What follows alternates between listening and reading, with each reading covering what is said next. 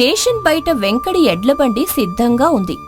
ఎడ్ల కొమ్ములకు కట్టిన గంటలు ఘల్లు ఘల్లుమంటున్నాయి. పార్వతీశంగారు తన సూటు నలిగిపోకుండా, గొడుగు మడత పడకుండా బండి ఎక్కడానికి నానా తంటాలు పడుతున్నారు.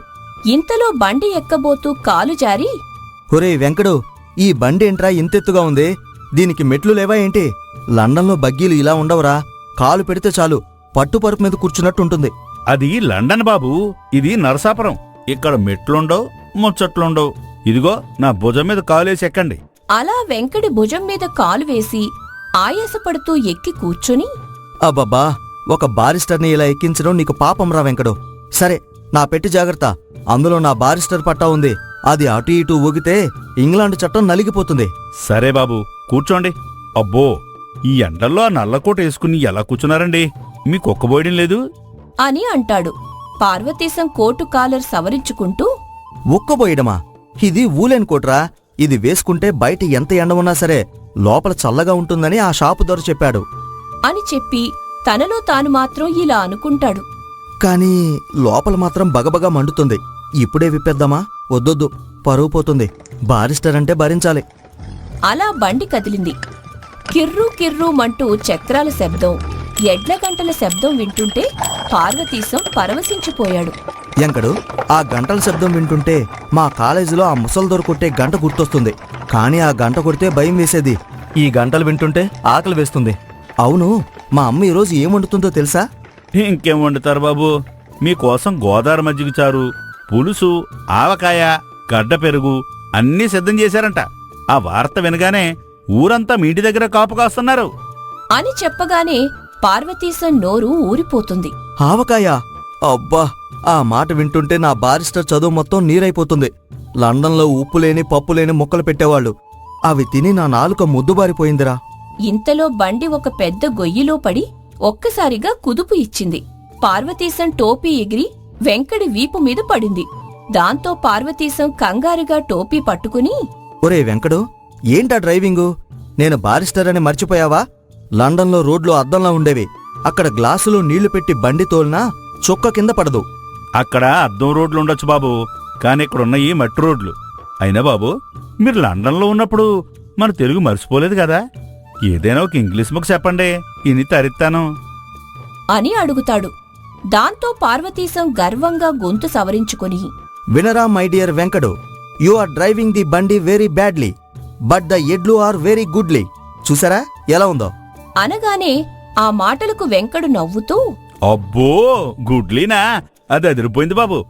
మన మొగల్తూరులో ఈ ఇంగ్లీష్ చెప్తే అందరూ ఆశ్చర్యపోవాల్సిందే. భయపడడమే కాదు, భక్తితో దండం పెట్టాలి. అదిగో మా నూరు పొలం వచ్చేసింది. ఆ బండి, ఆ చెట్లు, ఆ చెరువు. వెంకడు, బండి వేగం పెంచు. నాన్నగారిని ఎప్పుడు చూస్తానా అని నా హృదయం లండన్ గడియారంలో కొట్టుకుంటుంది. అలా బండి మొగల్తూరు వీధుల్లోకి ప్రవేశించింది. ఆ నల్లకోటు తెల్ల టోపీని చూసి ఊరి జనం పనులన్నీ వదిలేసి రోడ్డు మీదకు వస్తున్నారు. మన బారిస్టర్ గారు మాత్రం ఎంతో రాజసంగా అందరికీ చెయ్యి ఊపుతూ వెళ్తున్నారు. ఇంతలో ఎదురుగా తన చిరకాల ప్రత్యర్థి సుబ్బయ్య గారు కనిపించారు. సుబ్బయ్య గారు తన పాడిగేదెను తోలుకుంటూ వస్తున్నారు. బండిలో వస్తున్న నల్లకోటు ఆకారాన్ని చూసి ఆయన ఆశ్చర్యంతో కళ్లద్దాలు సరిచేసుకుని రోడ్డు మధ్యలో నిలబడిపోయారు. వెంకడు బండిని ఎవరయ్యా ఈ దొరగారు? మన మొగల్తూరులో కలెక్టర్ గారు దిగారేటి? బండికి దారి ఇవ్వకుండా ఎందుకు ఆపారా ఎంకడా అని అడుగుతాడు. దాంతో పార్వతీశం మెల్లగా బండి మీద నుంచి దిగి కోటు దుమ్ము దులుపుకుంటూ, ఏవండి సుబ్బయ్య గారు, నన్నే గుర్తుపట్టలేదా? కలెక్టర్ కాదు, మీ ఇంటి పక్కన ఉండే పార్వతీశాన్ని. అప్పట్లో నేను లండన్ వెళ్తుంటే నరసాపురం స్టేషన్ దాటలేవు అని శాపనార్థాలు పెట్టారు కదా. ఇదిగో చూడండి, బారిస్టర్ పట్టాతో మీ ముందు నిలబడ్డాను అని అంటాడు చాలా విజయగర్వంగా. దాంతో ఆ సుబ్బయ్య నోరు తెరిచి పైనుంచి కింద వరకు చూస్తూ, ఓరే నీ దుంపతేగ పార్వతీశమా, ఏంటి బాబు ఈ వేషం? ఎండలో కాకిలాగా ఆ నల్లకోటేమిటి? ఆ మెడ కట్టుకున్న గొడ్డముక్కేమిటి? లండన్లో బట్టలు దొరక్కపోతే ఆ కోర్టులో నల్ల ముసుగులు దొంగిలించుకొచ్చావా ఏంటి అని అంటాడు. ఆ మాటలకు పార్వతీశం కోపంతో ఊగిపోతూ, సుబ్బయ్య గారు, నోరు జాగ్రత్త. మీరు మాట్లాడుతున్నది ఒక సామాన్యుడితో కాదు, బారిస్టర్ పార్వతీశం గారితో. ఈ నల్లకోటంటే ఇంగ్లాండ్లో గౌరవానికి చిహ్నం. ఈ టై చూసారా? ఇది కట్టుకున్నవాడికి చట్టాలు కొట్టిన పెండి అనే అర్థం. మీ మీద ఇప్పుడే డిఫమేషన్ కేసు వేయగలను, జాగ్రత్త. కేసా? దేని మీద బాబు? నిన్ను గుర్తుపట్టినందుక? అయినా నీ ఆకారం చూడు, ఆ టోపీ పెట్టకపోతే అచ్చం మన ఊరి సుబ్బిగాళ్ళ ఉన్నావు. ఇంతకీ అక్కడేం చదివావు? మన మునసబగారిలాగా ఏదైనా అర్జీలు రాయడం వచ్చా అని అంటాడు. దాంతో పార్వతీశం గర్వంగా గొడుగు ఊపుతూ, అర్జీలు రాయడమా? సుబ్బయ్య గారు, లండన్లో నేను వాదిస్తుంటే ఆ తెల్లదొరలు కూడా తలలు ఊపాల్సిందే. ఇంగ్లీష్లో మిమ్మల్ని ఏమంటారో తెలుసా? Mister Subbayya, you are a very old fashioned man. You don't know the power of my పట్టా? అబ్బో, అది తిట్టేలాక దీవించావా బాబు? సరేగాని అంత చదువు వచ్చావు కదా, నాగేది మధ్య పాలు సరిగ్గా ఇవ్వడం లేదు. దీని మీద ఏదైనా లావేసి పాలుచ్చేలా చేయగలవా? ఆ మాటలకు పార్వతీశం చిరాగ్గా, చిచి, బారిస్టర్ చదువుని గేదె పాలతో పోలుస్తారా? లండన్లో నేర్చుకున్నది మనుషుల సమస్యలు తీర్చడానికి, గేదెలకి పాలు పిండడానికి కాదు. వెంకడు, పదరా. ఈయంతో మాట్లాడితే నా ఇంగ్లీష్ అంతా పాడైపోయేలా ఉంది. మా నాన్నగారు ఎదురు చూస్తూ ఉంటారు అని అనడంతో సుబ్బయ్య వెటకారంగా, వెళ్ళు వెళ్ళు, మీ నాన్న నీ వేషం చూసి ఏమంటాడో చూడాలి. ఆ కోటు విప్పితేనే గాని నువ్వు పార్వతీశమని ఆయన కూడా నమ్మడు. చూస్తూ ఉండండి సుబ్బయ్య గారు. రేపు నేను కోర్టులో నల్లకోటు వేసుకుని వాదిస్తుంటే మీ గేదె కూడా భయపడి పాలిస్తుంది. వెంకడు, పోనీరా. సుబ్బయ్య గారు నవ్వుకుంటూ వెళ్ళిపోగా పార్వతీశం మాత్రం తన పరువు పోయిందని లోలోపల మదనపడుతూ ఇంటికి చేరుకున్నారు. ఇంటి ముందు జనం గుమిగూడి ఉన్నారు. వెంకట్రామయ్య గారు అరుగుమీద కూర్చొనున్నారు. వారిని చూసి పార్వతీశం తన మనసులో, నాయనో, నాన్నగారు సీరియస్గా ఉన్నారు. ఈ కోటు చూసాయని ఏమంటారో? ఏరా, దొరైపోయావా అంటారా, లేక ఏం నేర్చుకొచ్చావు అని అడుగుతారా? ఏదైతే దయింది. పార్వతీశం, ధైర్యంగా అడుగువేయి. బండి వచ్చి ఆగగానే ఊరి జనం మొత్తం దొరొచ్చాడు అని గోల చేస్తూ చుట్టూ చేరారు. వెంకట్రామయ్య వచ్చిన వారిని చూస్తూ, ఎవరయ్యా అది? ఆ నల్లకోట వేసుకున్న దొర ఎవరు? మన ఇంటి ముందు బండెందుకు ఆపారు అని అడుగుతాడు. దాంతో పార్వతీశం మెల్లగా బండి దిగి తన పట్టాను గర్వంగా పట్టుకుని అరుగు దగ్గరకు నడుస్తూ, నాన్నగారు, నేను మీ పార్వతీశాన్ని లండన్ నుంచి బారిస్టర్ పట్టా పట్టుకునొచ్చాను. మీ పాదాలకు నమస్కారం అని పార్వతీశం వంగి నమస్కారం చెయ్యబోతూ ఉంటే ఆ బిగుతుగా ఉన్న సూటు ప్యాంటు చప్పున శబ్దం చేసింది. ఆయన కంగారుగా వెనక్కి తగ్గి నిలబడ్డాడు.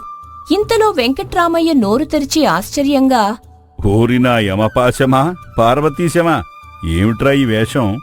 ఒంటికి నల్లతాచుపామును చుట్టుకొచ్చినట్టు ఆ కోటేమిటి, ఆ గొడుగేమిటి? లండన్లో ఎండలు మండిపోతున్నాయని చెప్పి ఎవరైనా నిన్నెలా నల్లగా కాల్చేసి పంపారా ఏమిటి? అబే, అది కాదు నాన్నగారు. ఇది లండన్ గౌరవం. అక్కడ పెద్ద పెద్ద చదువులు చదివిన వాళ్ళంతా ఇలాగే ఉంటారు. ఇదిగో చూడండి, నేనిప్పుడు మామూలు పార్వతీశాన్ని కాదు, బారిస్టర్ అట్లా. ఇంగ్లాండ్ జడ్జిలు కూడా నన్ను చూసి తలలు ఊపారు. జడ్జీలు ఊపితే ఊపారు గాని నా తల తిరిగిపోతోందిరా. ఆ మెడకట్టిన గుడ్డముక్కేమిటి? ఎవడైనా మెడ పట్టుకుని లాగడానికి సులభంగా ఉంటుందని నువ్వే కట్టుకున్నావా? దాన్ని విప్పు ముందు. గాలాటం లేదు నీకు. మొహం అంతా ఎర్రగా అయిపోయింది. నాన్నగారు, దీన్ని టై అంటారు. ఇది విప్పితే నా బారిస్టర్ పవర్ తగ్గిపోతుంది. ఇది ఉంటేనే నేను చట్టాలు మాట్లాడగలను. అయినా మన ఊళ్ళో జనమంతా నన్ను చూసి దొర అని మర్యాదిస్తున్నారు. దొర కాదురా, నీవిప్పుడు మన ఊరి చివర ఉండే తాటి చెట్టు మీద దిగిన కాకిలా ఉన్నావు. సరే, లోపలికి నడు. మీ అమ్మ నీకోసం ఆవకాయన్నం, ముద్దపప్పు సిద్ధం చేసింది. ఆ నల్లకోటు వేసుకుని నువ్వు ఆవకాయ ఎలా కలుపుతావో నేను చూస్తాను. లోపల నుంచి పార్వతీశం తల్లి పరిగెత్తుకుంటూ వచ్చింది. బాబూ, పార్వతీశం, నా బంగారు తండ్రి, ఎంత చిక్కిపోయావురా నాయనా! ఆ తెల్లదొరలు నీకు అన్నం పెట్టలేదా ఏంటి? ఈ నల్లబట్టలు వేసుకుంటే నిన్ను గుర్తుపట్టడం కూడా కష్టంగా ఉంది. అమ్మా, అన్నమాట పక్కన పెట్టు. ముందు ఆవకాయ డబ్బాతి. లండన్లో ఆ కేకుడు చప్పడి కూరలు తిని నా పేగులన్నీ ఎండిపోయి అపడాలా అయిపోయాయి. ఈ రోజు నేను బారిస్టర్లాగా కాదు, నీ కొడుకు పార్వతీశంలాగా కుమ్మేస్తాను. ముందు ఆ కోటు విప్పు. ఆ బూట్లు బయట వదిలేసిరా. మన పూజాగదిలో ఇంగ్లీష్ బూట్లకు ప్రవేశం లేదు. బారిస్టర్ చదువు బయట, ఆవకాయన్నం లోపల. వెళ్ళు. పార్వతీశంగారు ఆయాసపడుతూ ఆ టైని వదులు చేసుకుంటూ తన ట్రంకు పెట్టెను భుజాన వేసుకుని లోపలికి అడుగుపెట్టారు.